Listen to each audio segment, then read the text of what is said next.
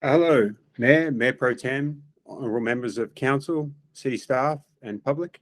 Alex Hamilton, Fire Chief, here to present the ambulance transport rate and fee schedule. So this evening, staff recommendation is that the City Council, 1, conduct a public hearing to consider the establishment of ambulance transportation fees, and 2, following the public hearing, adopt a resolution establishing ambulance transportation fees. So just to provide a little bit of background, emergency medical services are funded historically for the fire department. That has been funded through a mix of general fund and Measure O allocations to pay for first responder, emergency medical technicians or EMTs, and paramedic services. Separately, there are user fees that are generated. Generally, that comes from commercial and government insurance plans, and that pays for ambulance transport. And then there are some limited reimbursements for treat and no transport. As our staff report alluded to, historically, first responders don't have an ability to charge for their services on scene of emergency medical responses. Those fees generally come from ambulance transportation. So as a little bit of a backstory, commercial ambulance services started in the late 1940s and early 1950s, and there were a wide variety of services that slowly got improved over time, and then uniform standards really started to take hold, and cost recovery really started to take its present form back in the 1970s. But obviously there's been a lot of maturing of the EMS system, and that's led to additional cost recoveries and to where we are today.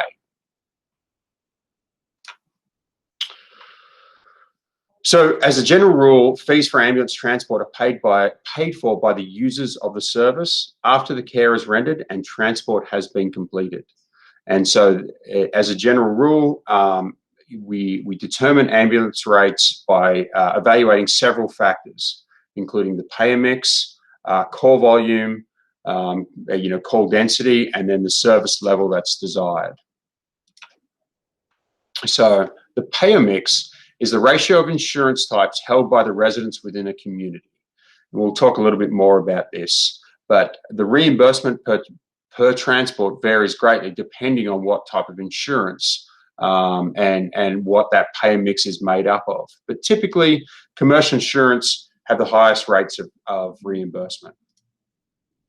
And so, as you can see here from this graphic, Oxnard has a very favourable payer mix where there won't be a need for any kind of government subsidies to cover the cost of our EMS system.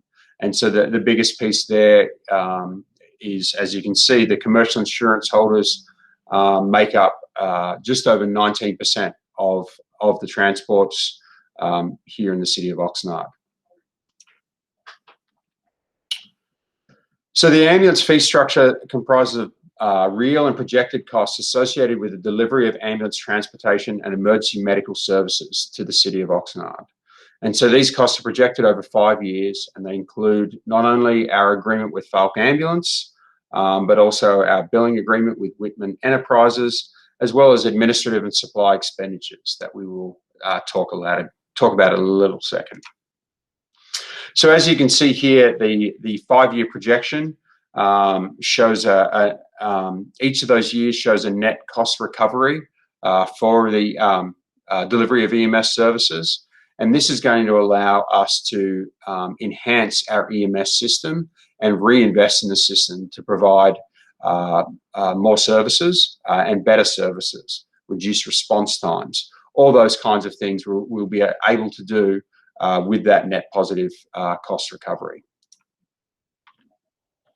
So currently, the city's fire department suppression division general fund is already paying more than $400,000 of our emergency medical services that we deliver to our residents. And because it's attributable to EMS, it's thus shown in the ambulance program. So, and as the next slide will show, the administrative and supply line is further broken down in Table B. So you can see here, these are all the costs associated with the fire department operating the EMS system. And so it goes through each one of these. It does include the cost of equipment replacement and then capital replacements as well, which is that cap replacement set at 10%. And so here, the ambulance rates were developed utilizing the projected call volumes, the pay mix, and again, the desired service levels. And so, as you can see here, this is what we based the rates on. So you can see here the advanced life support base rate. The charge would be $2,161.72. There is a mileage rate approximately $60 per mile from the point of response or the point of pickup to the hospital destination. And again, for any oxygen administration in that transport, that's charged at $155. And so just to give you a breakdown of where that puts the City of Oxnard's transport rates relative to other areas. So the City of Chula Vista, they have a base rate of $2,800. You can see there they've got a significantly higher average mileage, slightly lower oxygen, and then they also have a surcharge for calls at night.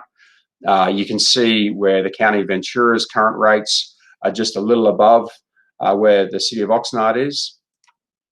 And so the new Oxnard ambulance rate are projected to produce cost savings of approximately $91.28 per transport.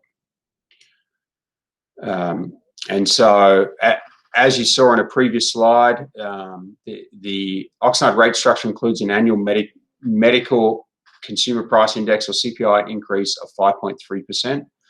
The current medical CPI is just over 6%. And so the other thing, our rates do include or accounts for a compassionate billing policy, and that compassionate care billing policy we are putting the finishing touches to that right now. This cost recovery does not include or rely on any kind of supplemental government reimbursements, as they would be one-off reimbursements. And so, but that is something that we would look to utilize once we have our ambulance program set up. So you can see here the net revenues available for EMS reinvestment over the next 5 years. We'll have our projections are that we'll have significant cost recoveries, again, to be able to provide a high level of service to our residents, and again, without using taxpayer dollars or general fund dollars. The system will be entirely self-sustained through user-generated revenues. And with that, I'll be happy to answer any and all questions that the committee or council might have. Thank you so much for your time today.